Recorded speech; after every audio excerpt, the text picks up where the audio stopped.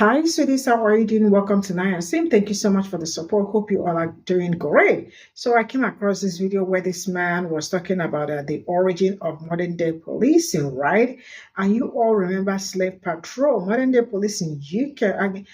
Police force as a whole, you can trace it back to this during slavery when when slaves when they used that to bring back slaves right back to their masters.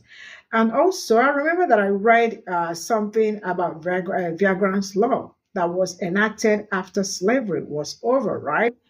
How did they enact Viagrant's law when they know that they just released people off from the plantation?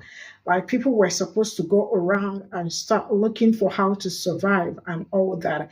Which you all know, black people were looking for a way to survive, get a job, and start a new life, right?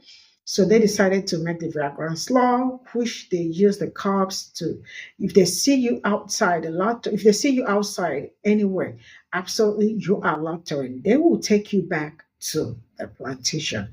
Now, all these things are the things that I sit back and think of. I am like, some people really know, I mean, like, all their life, what they know how to do is to look for a way to make other people angry. And do you know the people that went through it all when it comes to police patrol and still going through it? People that look like me, because you all already know. Let's get into this. I live in a predominantly white, ultra-conservative community in South Florida. Actually, I'm about 30 minutes from Mar-a-Lago.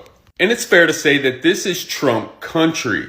And I've shared my thoughts and posted a few memes about the United Healthcare CEO, Brian Thompson.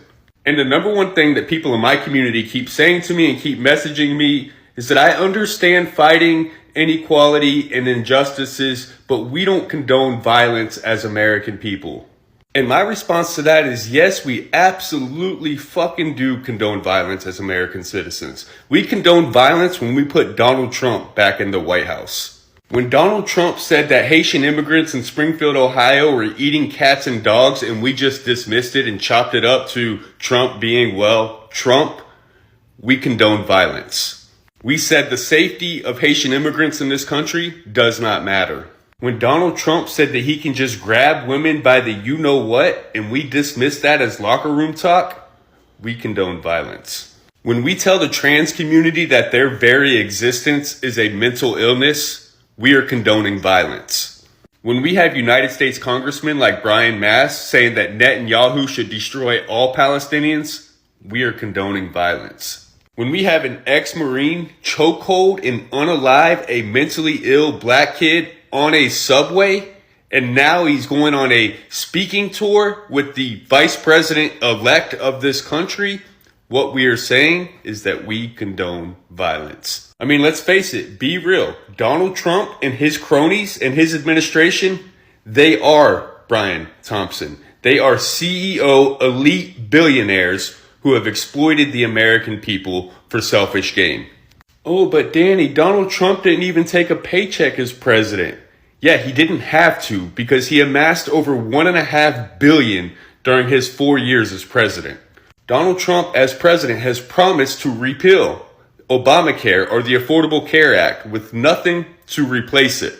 He has concepts of a plan, but somehow he's managed to come out with another product to grift. He's now selling cologne and perfume for $199 because fight. He's come up with absolutely no policy to help the American people, but he's sold us sneakers, NFT trading cards, cryptocurrency, watches, cologne, perfume. He's created a GoFundMe. He's sold parts of his mugshot suit, all the while convincing working class Americans that he's going to save America. So when these people tell me that they don't condone violence, what I really hear is we don't condone violence against wealthy, white, privileged folks. The origins of modern day policing can be traced all the way back to the slave patrols. The earliest formal slave patrol was created in the Carolinas in the early 1700s with one mission. That mission was to establish a system of terror and squash slave uprisings with the capacity to pursue, apprehend, and return runaway slaves to their owners. And in the early days of this nation, what happened was some elite Europeans gave the poor Europeans a little bit of perceived power. They allowed them to vote, enter into contracts, buy and sell land, get married and divorced, but most importantly, they gave them a gun and a badge. And this caused poor Europeans to abandon their humanity and treat people of color, particularly black Americans, as subhuman. And unfortunately, these poor Europeans did not realize that they were pawns, disposable. Their only job was to protect the king and the queen. That's all law enforcement has ever been and will ever be, is an extension of the ruling class. And I believe the poor Europeans in 2024 are in the F around and find out stage. And poor Brianna Boston, a single mother of 3 from Florida, is learning that lesson the hard way. Ms. Boston told her parasitic healthcare provider, Blue Cross and Blue Shield, delay, deny, depose. You're next. And what she's finding out is that you can't say things like that to the elite. And Miss Boston's healthcare provider contacted the FBI and they arrested her.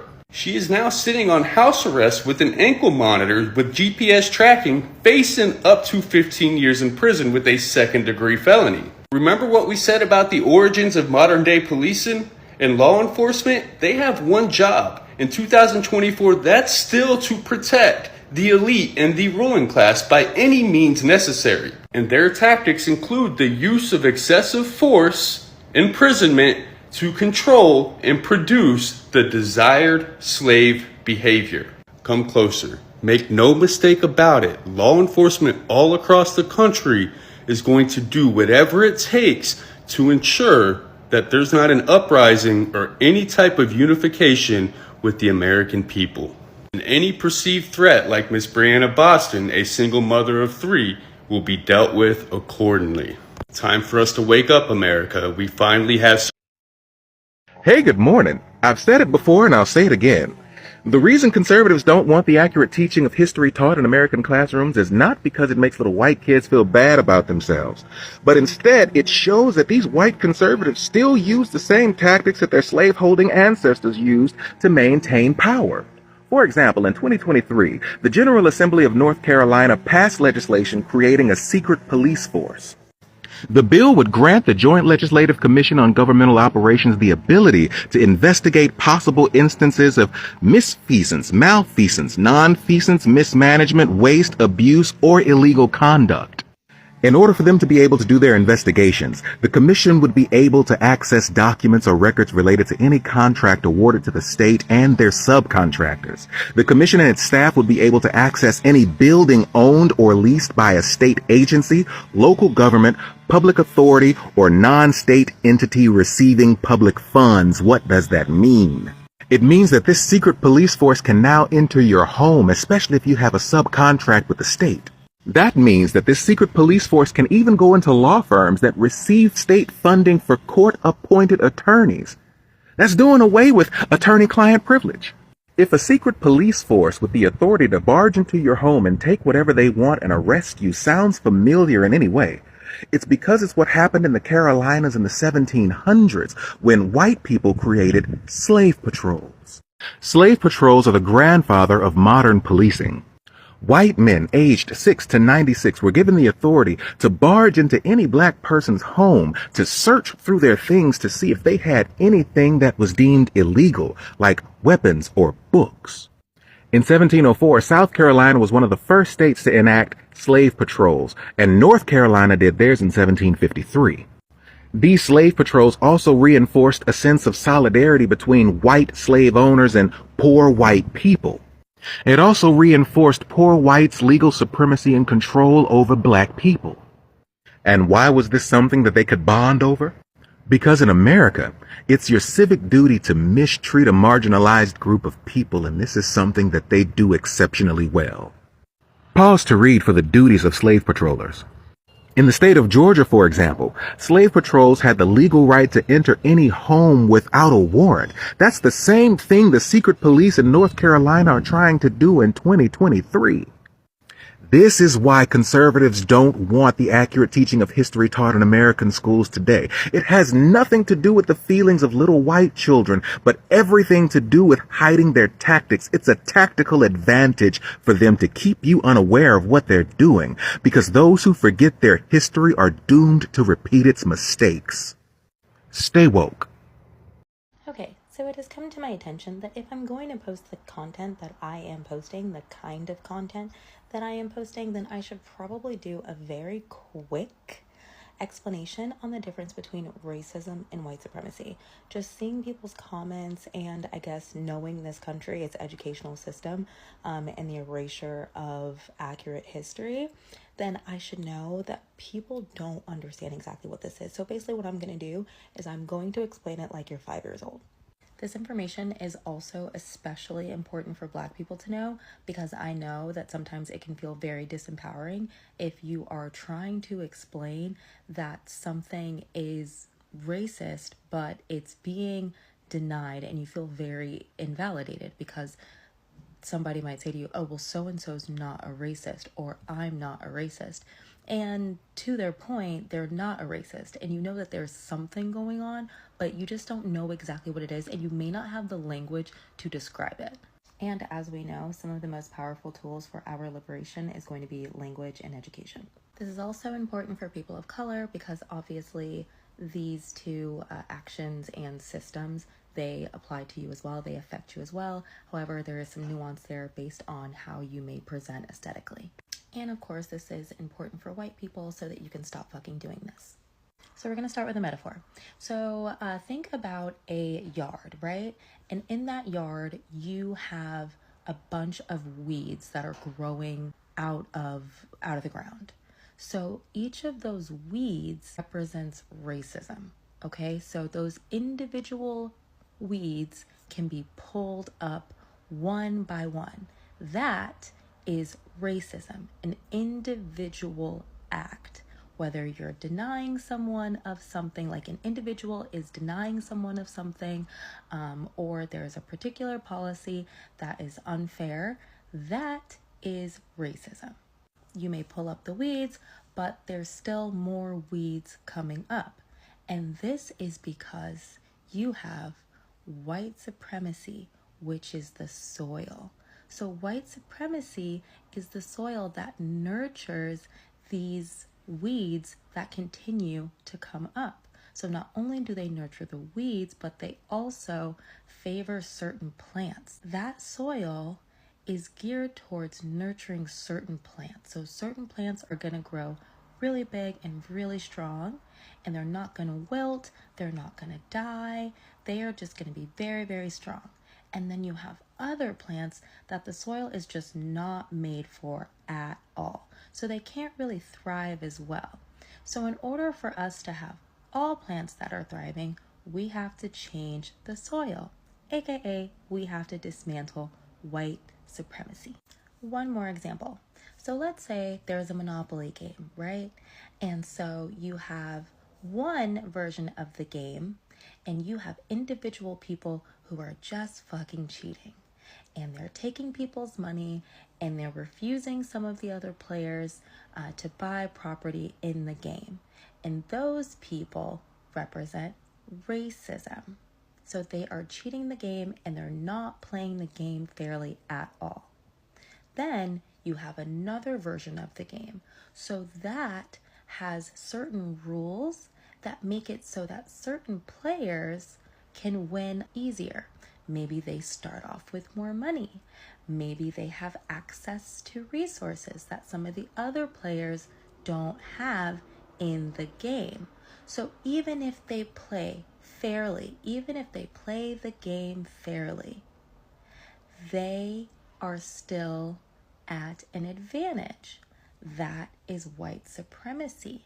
And so as they're playing that game and the person who those rules doesn't work out well for, then they're going to say, hey, it's not fair that you are winning this game because you got all the money to begin with. And then the person who those rules are favorable for, then they're going to say, well, I didn't cheat. I played the game fairly. I didn't cheat. I wasn't a racist. I didn't do anything racist. Yes, but also you didn't acknowledge the fact that these rules are set up so that it's easier for you to win. Not only that, but you continue to play the game and didn't do anything about the rules. Let's say now that you're one of the players who the game is not rigged for and it's not working in your favor, and you start to stylize the way that you play in your own special way. This helps you to get through the game and maybe gives you slightly a better chance to even maybe come close. You might not win, but you could at least be in the game so that it's somewhat fun for you. And then some of the other players who the game is obviously rigged for, they look over and they say, hey, I like the way you're doing that. I want to do that too. And then you say, well, I don't understand why maybe you can't just admire what I'm doing from afar. Why do you have to take it and make it your own? And then the player says, well, I think that it's something that we should share. We're all in this game together and we're all playing, so why can't we just all play and all share types of play? And then our disadvantaged player says, well, I understand what you're saying. However, you already have so many things that are going for you. So if you also take this, then that's going to give you an even better chance to win. And not only that, everyone is just going to see you as the winner and me, once again, as the loser.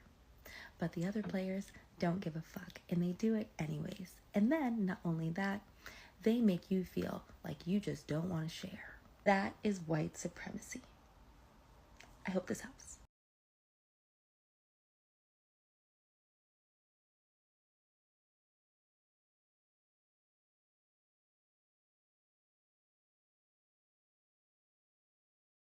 So this is all I got from this video, and a very big shout out to the young lady also that explained white supremacy and racism. She really did a great job, and I hope people are able to understand this. The reality is that some people really do not understand the modern day slavery, right? And a slave patrol, right? You all remember that why do we still have police, cops, right? Today, the origin, how did it start? It actually started during slavery or after slavery, right? That was after slavery. People were going around looking for how to survive and all that. And they also decided to grab the slaves and take them back to the owners where they ran away from. And if you all have noticed, the same way that they've been capturing them back then. I mean, there are something that when you look at it, looks like it's hereditary. Sometimes it is from the origin, because if you look at how the cops, especially how they treat people that look like me, and what happened back then, you absolutely can put one or two together and understand how it started or how it has been working and all that. They gave them a badge and words gone. Especially people that look like me are the ones that they treat very poorly, because they absolutely feel like they do right.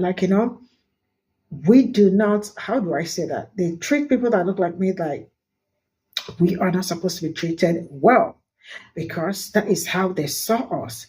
Because if they saw us as people that could be treated well, they wouldn't be chasing them, look pursuing them and chasing them and grabbing them and taking them back to where they ran away from and all that, right? So they did not see us well. And then they forgot that their job was to protect, their only job is to protect the king and the queen, like the bourgeois, the rich ones. If you are not in that class, you are not part of the people that to be protected. Now, if you look around, you absolutely will understand, especially the younger Black people or the youth, when they see the cops, not just only the youth, when they see the cops, they are always very scared. Why? Because you can trace back that from the onset to this very moment, what they do or what they know how to do best is how to unalive. So when they see you, they always feel like you fit into the category or you look like the description, because everyone that look like me absolutely do look like the description, because we all look alike according to them. There is no difference. If they see you and see me, we are absolutely the same, right? Then when you see them being pulled over, I mean pulling over a black man, first of all, you get manhandled. Why? Because why do I have to treat you like every other person? I remember a story that, not even a story that was, I brought it here. A white woman that beat, I think, what did she do? I mean, she did, she committed a, like on the road. I don't know, I can't remember the exact thing she did. I brought the video here. Some of you will remember the video. And the cops stopped her. She entered her car and zoomed off, right? And absolutely drove back to her house. Boom, in her house where she stopped. And the cops had to follow her down to her house, right? To tell you how the privilege and all that works. And they know they have that privilege. When she got into the house, they were like, they said, no, she's not going to do anything. Nobody should talk to her. Nobody should call. I think she ended up making calls and all that. That was how the problem was sorted out. It cannot be people that look like me, because there are some people that deserve to be protected, and there are some people that does not deserve anybody's protection, and that is us. That's why what happened to Sonia Massey happened. Not just only Sonia Massey, a lot of them. Something like this has happened to, and it is still happening, and it is still going to continue to happen. Why? Because they are about to give immune to the police. For those that thought that Project 2025 was a joke, I am sure you all are saying it, because majority of the things that were in that Project 2025 are also surfacing. Does that make any sense? So now we are seeing everything by ourselves. The reality is that these people, especially, do not even understand the level of what they have done.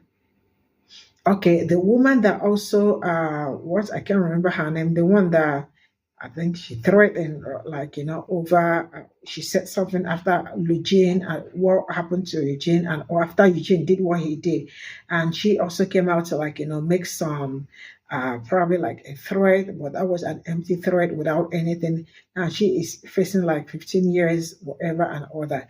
But that is not my problem, because it's a white people thing, not black people thing.